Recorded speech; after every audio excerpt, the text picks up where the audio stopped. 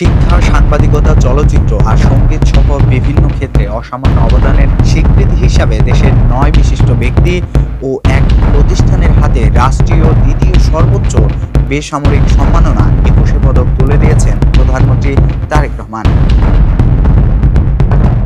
বৃহস্পতিবার বেলা ১১টায় রাজধানীর উসমানী স্মৃতি মিলনায়তনে পুরস্কার প্রাপ্তদের হাতে ২১ পদক হস্তান্তর করেন তিনি। এ সময় অনুষ্ঠান মঞ্চে সংস্কৃতি বিষয়ক মন্ত্রণালয়ের মন্ত্রী অ্যাডভোকেট নিতাই রায় চৌধুরী উপস্থিত ছিলেন। অনুষ্ঠান সঞ্চালনা করেন মন্ত্রিপরিষদ সচিব নাসিমুল গনি।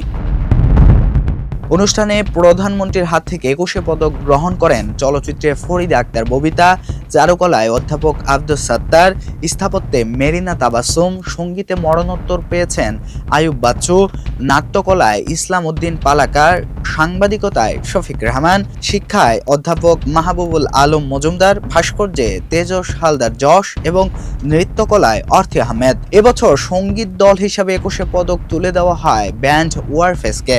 রাষ্ট্রের দ্বিতীয় সর্বোচ্চ বেসামরিক সম্মাননা ২১ পদক। ভাষা আন্দোলনের শহীদদের স্মরণে চালু করা ২১ পদক সরকার প্রতি বছর বিভিন্ন ক্ষেত্রে বিশেষ অবদানের স্বীকৃতি হিসাবে দিয়ে থাকে।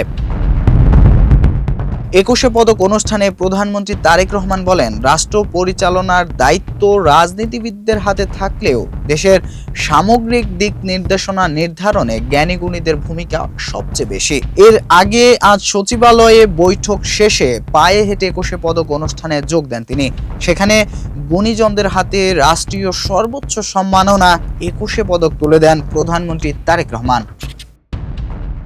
নীতিমালা অনুযায়ী মনোনীত প্রত্যেক ব্যক্তি প্রতিষ্ঠানকে এককালীন নগদ ৪ লাখ টাকা সহ ৩৫ গ্রাম ওজনের একটি স্বর্ণপদক, রেপ্লিকা ও একটি সম্মাননা পত্র দেওয়া হয়।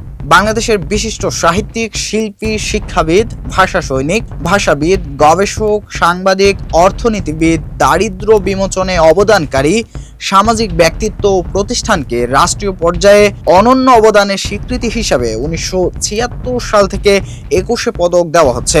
তবে এবছর সাহিত্য বিভাগে ২১ পদকের জন্য কারো নাম ঘোষণা করেনি সরকার। কুমার সপ্তর্ষি রায়, দৈনিক মানবকণ্ঠ, ঢাকা।